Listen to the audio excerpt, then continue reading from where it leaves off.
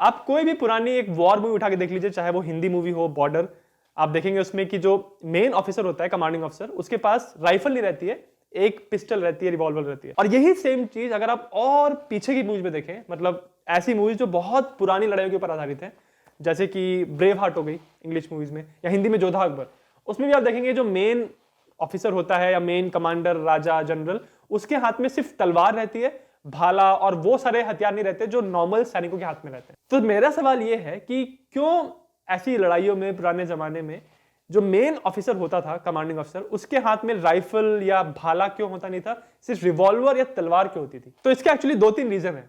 पहला रीजन ये है कि आज से 100 साल से पहले जो लड़ाइयां होती थी, उन सारी लड़ाइयों में तलवार कैरी करना एक स्टेटस सिंबल होता था। मतलब अगर आपके पास तलवार है, इसका मतलब आप कोई बहुत नामी गिरामी, कोई इंपॉर्टेंट आदमी है। और सिर्फ लड़ाई के मामले में नहीं, जनरली भी एक तलवार को अपने हाथ में रखना, आपके पास तलवार होना, एक तरह से शान का प्रतीक माना जाता था।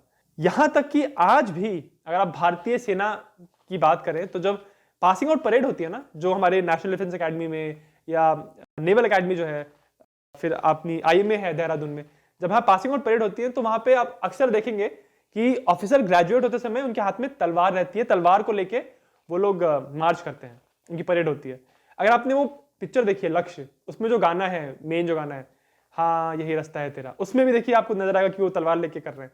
तो तलवार एक तरह से शौर्य और बहादुरी और शान का प्रतीक होता था पहले के जमाने में, और आज भी उसको इसीलिए इस तरह से इस्तेमाल किया जाता है। और यहां तक कि फिनलैंड में जब पीएचडी जब लोग कर लेते हैं, पढ़ाई मतलब प्रॉपर पढ़ाई, पीएचडी ग्रेजुएट हो जाते हैं, तो पीएचडी लोगों को तलवार दी जाती है, तलवार और एक ग्रेजुएशन की कैप। तो इस सब चीज से दिखाई पड़ता है कि तलवार को आप उस इंसान को देते हैं जो इंसान बाकियों से अलग है और एक तरह से बाकियों से किसी एक एरिया में ऊंचा है।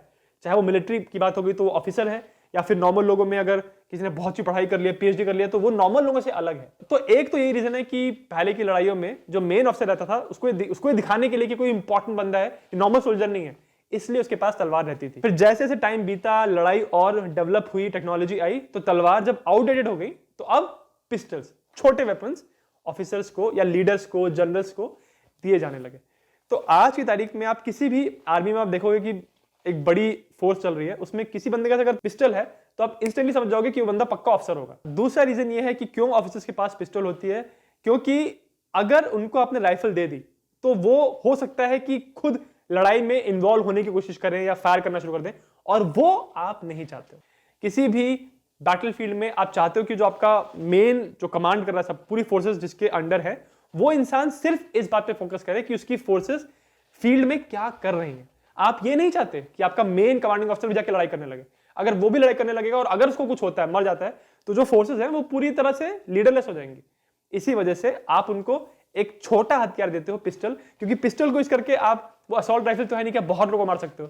पिस्टल एक तरह का बस सेल्फ डिफेंस का वेपन होता है। तो वो इसलिए दिया जाता है कि अगर उसकी फोर्स की हालत इतनी खराब हो गई है कि सारे जो एनिमी सोल्जर्स हैं वो पूरी उसके ऊपर आ चुके हैं, तो अपने आप के बचाव के लिए वो उस पिस्टल को यूज कर सकता है, but as an offensive weapon pistol को इस्तेमाल नहीं किया जा सकता। इससे रिलेटेड मैं आपको एक एग्जांपल देता हूं। अगर आपने वो शो देखा है ना, बैंड ऑफ ब्रदर्स, तो उसमें जो एक सीन है जिसमें डिक विंटर्स, जो उनका कमांडर होता है, वो देखता है कि उसकी जो फोर्स है वो आगे बढ़ रही है, जर्मन्स के ऊपर अटैक करने की कोशिश कर रही है, बट उन पर बहुत हैवी फायरिंग हो रही है, और उनका जो लीडर है उसकी आर्मी का, वो बहुत घबरा रहा है।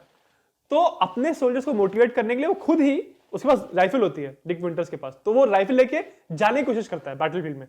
तो डिक विंटर्स का जो सीनियर ऑफिसर था वो उसको रोकता है कि अरे तू मत जा, तू अपना बटालियन कमांडर है, अगर तू चला जाएगा तो इनको लीड कौन करेगा। तो देखिए, इसीलिए आप नहीं चाहते हो कि आपका जो मेन कमांडर है, मेन जनरल है, वो खुद जाके लड़ाई करे। यहाँ पे जो मैं मिलिट्रीज की बात कर रहा हूँ, मैं जनरली बात कर रहा हूँ वर्ल्ड वॉर 1, वर्ल्ड वॉर 2 और उसके कुछ समय बाद तक, जब ऑफिसर्स के हाथ में पिस्टल्स रहती थी।